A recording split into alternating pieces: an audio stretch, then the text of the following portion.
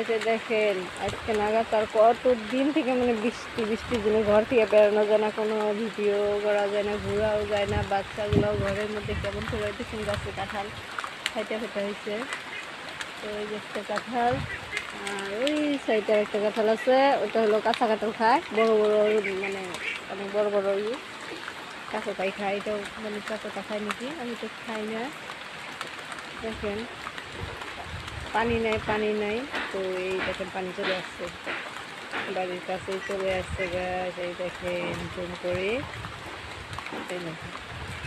বৃষ্টির কারণে যে পানি নাই, তো পানি চলে আসছে। কি আর করার, ভাগ্য তো বেরোনো যায় না। এই দেখেন কি অবস্থা, কাপড় চুপড় শুকায়, গরম রোদ দিলে বলে যে আল্লাহ বৃষ্টি দাও বৃষ্টি দাও, এখন দিচ্ছে।